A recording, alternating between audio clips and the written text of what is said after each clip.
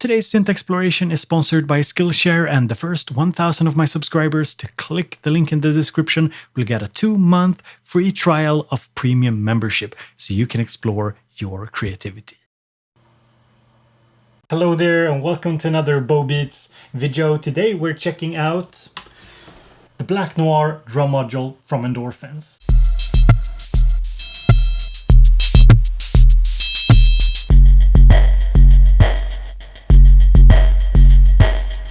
The Black Noir is a 7-voice drum module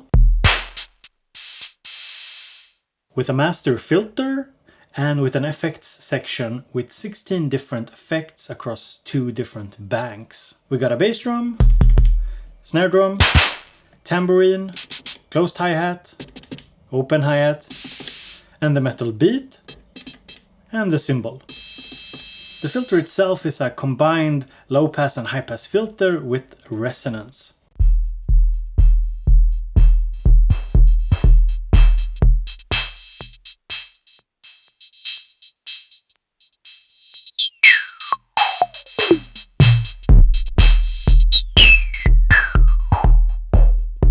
And what I like to do is set the resonance pretty high and get some pretty distorted tones out of it.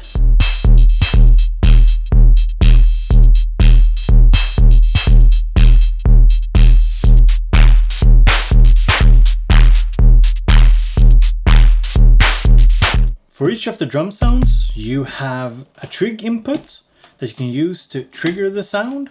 So right now I'm triggering it from the Mutant Brain, which is connected to Machina. You also have CV inputs here for controlling the velocity. So we could take, for example, an LFO and controlling the amplitude of, say, the hi-hats or something like that. We also have 5 big knobs over here controlling the volume. So we have volume for the bass drum, the snare drum, here's the tambourine, here's the hi-hats. So the hi-hats, the open and closed hi-hats, have shared volume control, as well as the metal beat and the cymbal having shared volume control. And as you can see here, we have individual triggers for all the 7 drums, but in terms of velocity, you can see that velocity is controlling the hi-hats together, and velocity here is controlling, or rather the CV inputs here are controlling the velocity of the metal beat and the cymbal here together. So those are shared controls. Now in terms of control for the drum voices, the kick drum here has a tail, so a decay. And you can also do tuning.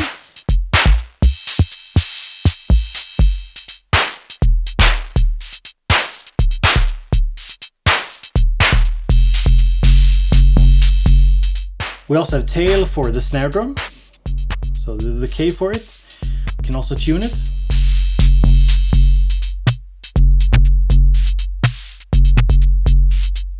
We then have thrust and spoiler. So thrust here controls the noise type from white to metallic.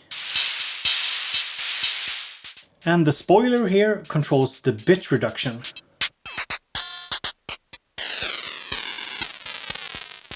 Now thrust here works the opposite way for the snare drum, tambourine and the hi-hats versus the metal beat and the cymbal. So now we're listening to the metal beat and the cymbal. And if we turn it, you can see here, we're going over to white noise and back to metal. And now we're listening to the tambourines and the hi-hats. So we have white noise on this side and metal on this side.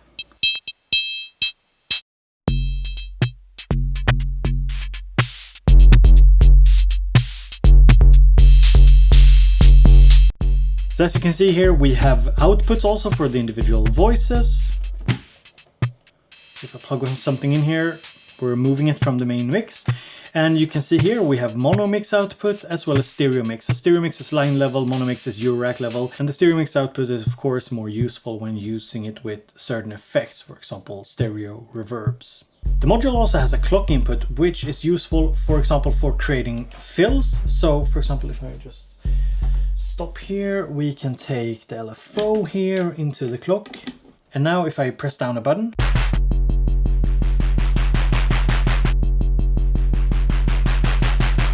it creates a fill in sync with whatever clock you're inputting. Now that we've inputted a clock here as well, we can use this sample and hold output here, which spits out random voltages, which we can use to modulate something else, another module, or we could use it to modulate something on the drum module itself. So now I'm using this output here to control the spoiler, basically the bit reduction of the sound, and now I'm gonna take another LFO here, and I'm gonna control the thrust.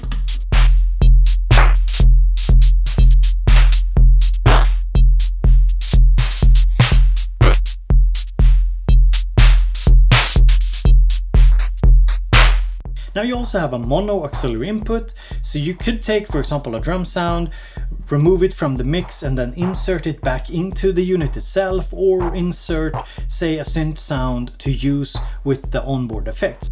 And speaking of effects, you send the sound to the effects by flicking the switch here.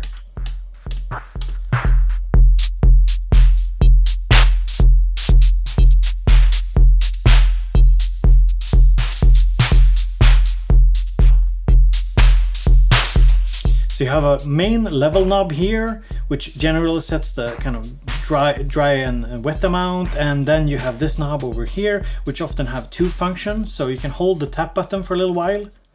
You see it blinks, so now we access the second parameter. Now something I like to do, for example, is take, say, the hi-hats, and we can put them into a wave folder and bring them back out again and into the auxiliary input.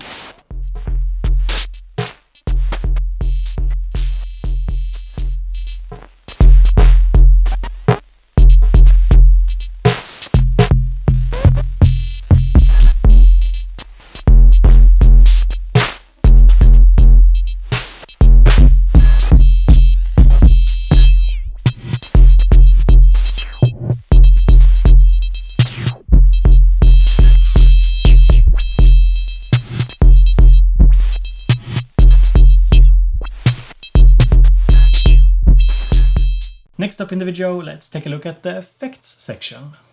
In terms of effects, there are 16 different effects that you can pick from. They're split across two different banks, one that is more ideal for drum sounds and one that is more ideal for tonal sounds. Tonal sounds, you say? Well, you can input something here in the aux and put it through the effect section, which is really nice. So here I have just a very simple synth patch setup, and yeah, we're gonna run it through the effects. So here we have one of my favorite effects, which is the distortion, and using the tap button here, we can just turn it on and off.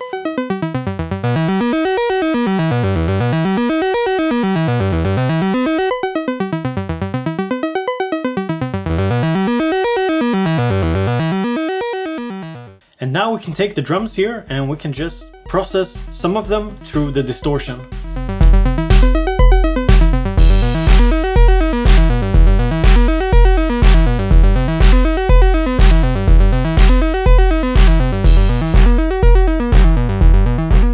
Whatever you're inputting through the aux here, you can also use the filter on it.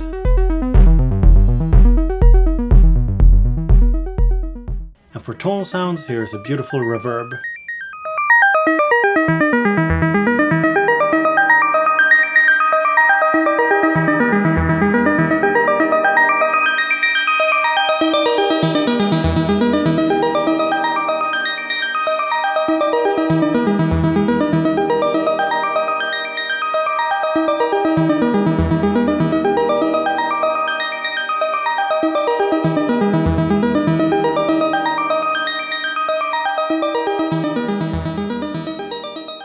And if I'm not mistaken, they added this reversed reverb with the latest update.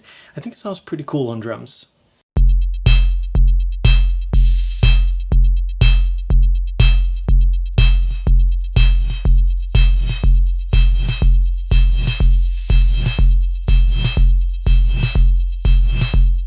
In the Airwaves bank, there's some really nice delays.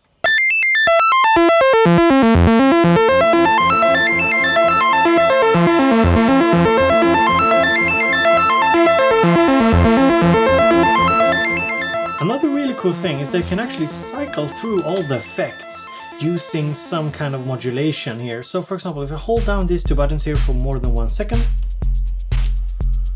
and I insert some modulation here, we're cycling through the effects based on this square wave LFO here.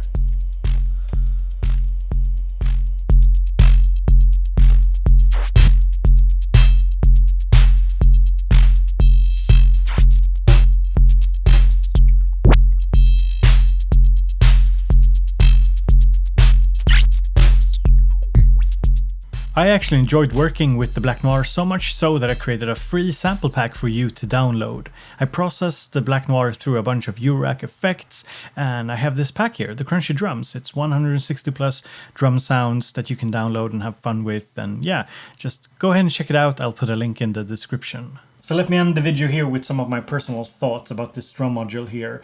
At first I thought that it wasn't a drum module for big and boomy sounds, but that's only partially true because the kick can actually sound pretty huge. The other sounds, however, range from subtle to gentle to crunchy to distorted to harsh. Because the module is small and you're saving a lot of space by having 7 voices and an effects section in this kind of form factor, because it's so small, you don't have the kind of dedicated controls that you'll find on dedicated drum modules. So that's something to consider. If you really need dedicated control for each of the sounds, this of course is not it. But on the flip side, you do have a lot of performance controls. So for example, you have thrust and spoiler, which lets you change up the sound very quickly overall. So changing the character of the sound, which I think is what they're aiming for with this module. That you should be able to change the sound very quickly without turning a bunch of knobs. So you have these dedicated main controls instead.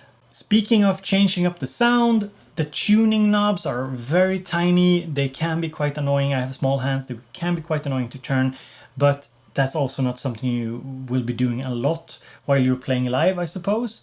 So a good thing is also that you're not accidentally gonna change the tuning of the kick drum and the snare drum because they're so small and it's very hard to just accidentally turn them. So yeah, it's a trade-off. It's something you might want to consider depending on if it's something you need, if you want very easily accessible tuning controls for the drums. It doesn't have it, but I think it works very well for what it is. And I think that the big bonus with this module is that you get a good effect section as well, not just for the internal drum sounds, but you can also process external sounds through it. So you're basically getting a 7-voice drum synthesizer with a pretty nice effect section with 16 different effects, and there's good variation when it comes to the effects. So that's something that some of you might be interested in. So those were some of my thoughts. Let me know what you think about this module in the comment section.